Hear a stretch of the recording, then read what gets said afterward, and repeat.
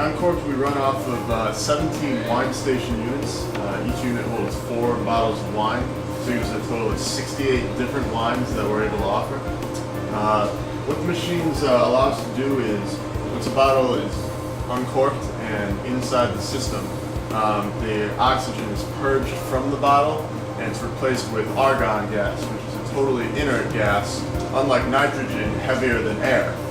So if there were to be any kind of leak or breach in the seal of the bottle, the nitrogen would go out of the bottle. The argon, by contrast, sits right on the surface of the wine, so it keeps it from interacting with oxygen at any point. So we basically take a freeze frame of the wine at that moment in time, and it's not going to change. The wine will stay fresh in the system for 2 to 3 months, which is 10 times as long as you get with just cork in a refrigerator. So because we can preserve the wines for so long, we can offer the number that we do. We can also offer them at price points that other restaurants and wine bars aren't able to offer. We are here at Uncorked in Blueback Square in West Hartford. I'm here with the resident wine guru, David Rudman, who is responsible for, or part of the team, I should say, responsible for putting together, but mostly you, right? Yep, I do the wine and 68 wines. Here a lot. Here a lot. So 68 wines available not just by the glass, but by the taste, which is really fantastic. And very proud to start off this this blog with Uncorked. So thank you for your time today. Thank you very much. And exciting to have a place like this around. And if you could take us through, you put together 3 wines here that you happen to be excited about out of the 68. I'm sure it's like picking your children, it's like picking your kids, which one's going to be your favorite. Right. But tell us about these 3 wines. Oh, actually, first tell us about, where you came from as far as your background and what got you excited about wine. Gotcha. I started out pretty humble beginnings. I waited tables in college, but outside of that, didn't have tremendous in with the industry. Raised in an Italian family, so there was a lot of eating going on. Okay. Wine was drunk, but I didn't really know too much about it. Now wait a second. Yeah. Was the wine that was drunk at the time like Gallo wine? You're dealing with a lot of jug wine? A little bit of a jug kind of situation. Okay. Little Ecco Domani situation. Yeah. Okay. You know how it goes. Yeah. So I didn't really get into wine until I found myself in New York City, and it was time to make a job change from what I'd been doing, and I kind of naively thought that because I had worked in a restaurant before, that I would be able to find a job waiting tables in the city, but that didn't work out quite as well as I thought it would. So the only job I was able to get was basically washing and drying wine glasses for a wine bar near where I lived, which was actually, and I didn't even realize it at the time, but it was one of the, it's actually the highest rated wine bar in all of New York City for 4 years running in Zagat. So which place? It's called Stonehome Wine Bar in Fort Greene, Brooklyn, which is a tremendous place, great neighborhood. So it was a really kind of a cool place for me to get my start. And I can remember that when I was at the interview, they asked me, "What do you know about wine?" And my answer was, I think I actually said the word yellowtail. I think I kind of said that I had tried a few of the different colors, and that I think the purple, which I believe is Shiraz, was my favorite one. So they knew I didn't know anything. Sorry for the yellowtail. I didn't know. I meant to tell you, Yellowtail is actually a sponsor of. No, I'm just joking. I mean, we love it. We love Yellowtail. What are we talking about? It's good stuff. Yeah. So I started out. I knew nothing, and I'm just washing wine glasses, and pretty immediately I realized that this was a very cool subject. That there was something really romantic, just about a bottle of wine and where it came from, the story that goes along with it. And I didn't really realize all the kind of enjoyment that one can get from wine. Just the aromatic qualities that it has, the stories that it tells. Give me any particular story that kind of hooked you You know, that what story, any one particular story or theme even that kind of got you? For like a particular wine. Yeah. Do you remember what that is, or do you just? I'll tell you, there was one, because I'm a geek about a lot of things. Yeah. So there was a. Hello, gentlemen. Oh, right. Right here. This is Beautiful. my tie. Thank you very much. Right. Let me get into that. Yeah. Thanks, Steve. Yeah.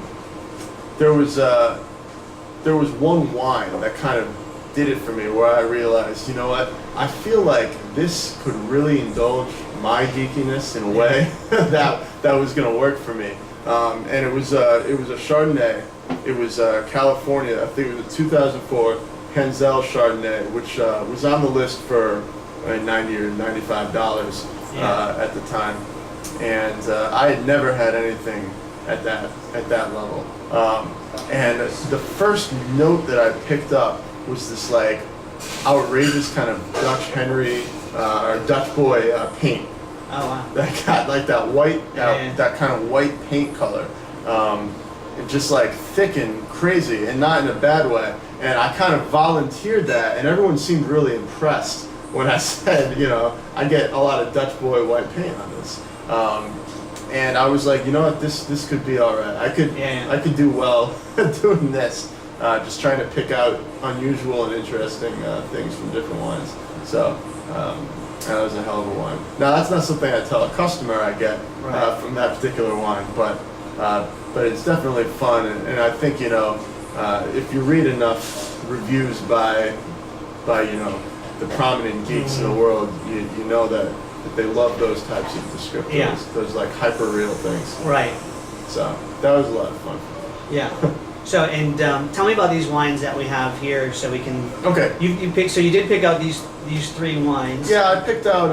Our list goes always progressive, so we always go from lightest to fullest body.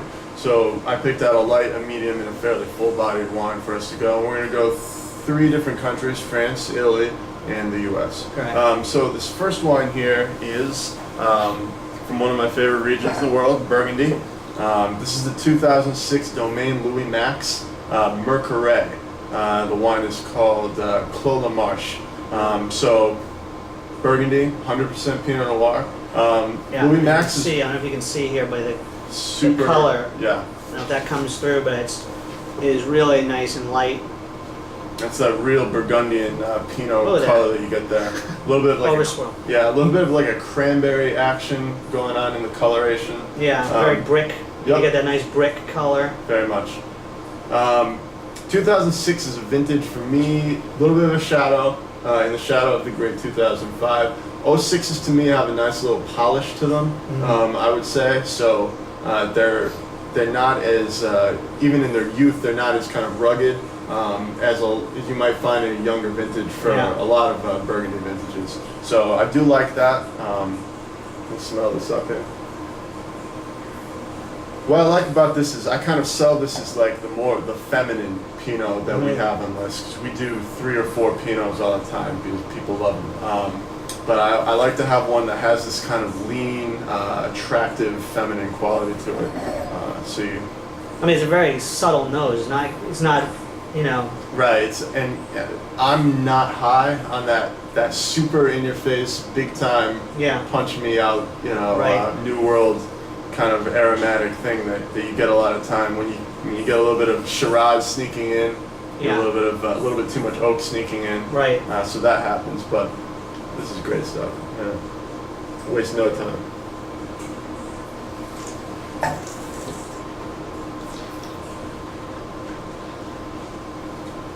Do you like the temperature? That's one of the great things that, because we do a progressive it's like list, 63. this is lower. This is probably 57, 58 or so. Which is the temperature, cellar temperature. Right, exactly. Yeah. And one of the number one comments that we get from customers is they seem curious. They ask about the temperature, but they always say, you know what, this really seems like the right temperature for this wine. Especially Pinot Noir, or always should have a little more on the chiller side. I mean, not colder than this, but. Right. Yeah. Exactly. Now, what year did you say this was? 2006. 06 is. I mean.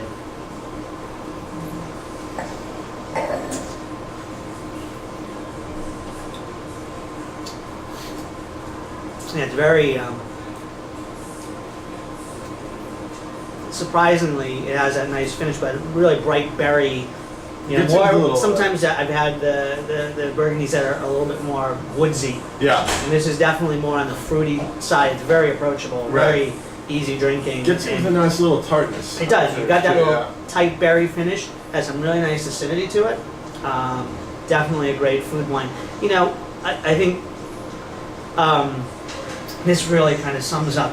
We'll talk about Pinot Noirs and they talk about food, fish and seafood and stuff. These are the wines that they're really talking about because some of those Pinot Noirs, the American Pinot Noirs, end up being way too much Syrah, so over extracted, where it's too heavy. Right. And this has that nice body.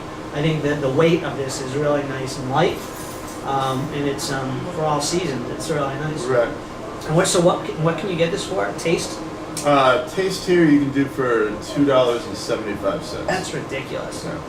As you're dealing with 1 ounce. Right. I mean, a 1 ounce taste. That's the beauty of this place is that you can really do a tour. Sure. And it's a fantastic way of expanding your palate. Take a taste. You don't have to commit to a whole glass. You can just take a taste, and it's a great way of doing it. I think this is a nice representation of Burgundy as well.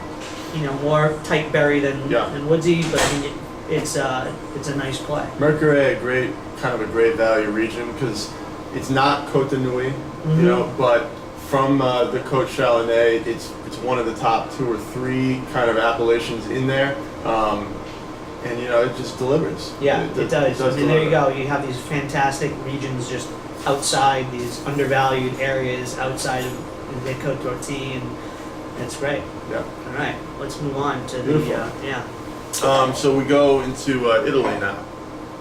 This is a wine from the Veneto.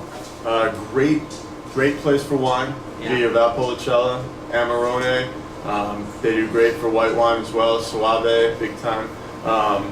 This is from the winemaker Zenato, which a lot of people are familiar with. Right. They certainly have big. They do a big showing in the American market with their Valpos, their Amarones. This is a little bit more of a play at the American market though. This is a blend 50-50 Corvina, which is the most important of the Valpolicella grapes, Right. and 50% Merlot also blended in. Okay, So- Merlot really not indigenous to Italy. Certainly not what it's known for in the Veneto. Right. So as a result, it is an IGT wine, but you know, as we said, when you get a reputable producer like this, they make an IGT wine, you can count on the quality of the producer and not worry that it doesn't have the DOC that you might be more familiar sure. with. I mean, it's Super Tuscan, which everyone kicks around, is an IGT wine. Right. So, So this is a wine called Cormi. With the Corvina, you get that kind of nice old world style. You get a little bit of a bitter almond a lot of the time with it. A little kind of, sometimes you get a little light mint chocolate, not in a Cabernet way, but that kind of light old world thing going on. Certainly you get some nice cherry action, dark cherry a lot of the time. Yeah. With this wine, the Merlot fills it out a little bit more. So you just get a little bit more amplitude on it.